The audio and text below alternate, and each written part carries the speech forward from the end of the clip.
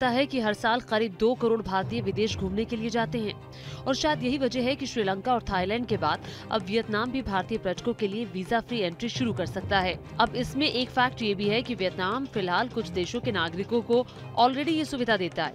ये देश है Germany, France, Italy, Spain, Denmark, Sweden और फिनलैंड। लेकिन वियतनाम ऐसा कर क्यों रहा है? तो माना यह जा रहा है कि टूरिज्म इंडस्ट्री को बूस्ट देने के लिए वहाँ की सरकार ये प्लान कर रही है। दरअसल टूरिज्म से विदेशी नागरिक देश में आते हैं, यानी विदेशी मुद्रा आती है, और यदि मुद्रा ताकतवर हो तो और भी अच्छा।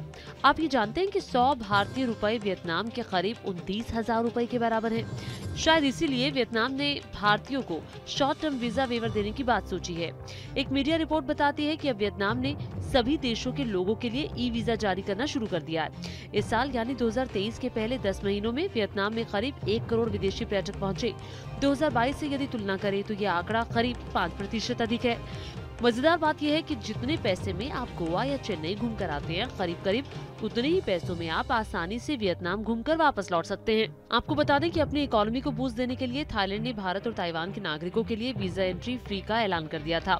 इस ऐलान के बाद 10 नवंबर 2023 से 10 मई 2024 तक भारत के लोग बिना वीजा के थाईलैंड जा सकते हैं और 30 दिन वहां गुजार सकते हैं। थाईलैंड को ये उम्मीद है कि अब वहां ज्यादा संख्या में पर्यटक आएंगे। वैसे भी थाईलैंड में पर्यटन सेक्टर पर देश की बहुत अधिक निर्भरता है। आंकड़े बताते हैं कि थाईलैंड के जीडीपी में पर्यटन का करीब 20% योगदान है।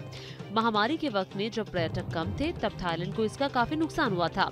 अब थाईलैंड को ये उम्मीद है कि ऐसा करने से करीब 14 लाख अतिरिक्त पर्यटक आएंगे, यानी कि करीब 12,000 करोड़ का अतिरिक्त रेवेन्यू मिलेगा। थाईलैंड जाने के मामले में मलेशिया, चीन और साउथ कोरिया के साथ भारत चौथे नंबर पर है। श्रीलंका ने भी भारतीय पर्यटकों के लिए 31 मार्च 2024 तक के लिए वीजा फ्री एंट्री का ऐलान किया है। क्या आपको पता है कि भारत के 100 रुपए श्रीलंका पहुंचकर 392 रुपए बन जाते हैं? यही वजह है कि बहुत अधिक संख्या में भारतीय पर्यटक श्रीलंका जाना पसंद करते हैं। वैसे श्रीलंका, थाईलैंड के अलावा भी कई और देश ऐसे हैं जहां आपको बिना वीजा की एंट्री मिल सकती है। ये देश है Fiji, Oman, Qatar, Bhutan, Kazakhstan, Nepal और मॉरिशस।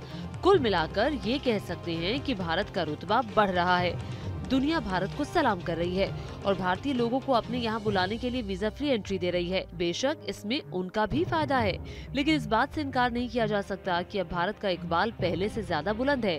वैसे इस मामले में आपका क्या कहना है? कमेंट सेक्शन में जरूर बताइएगा।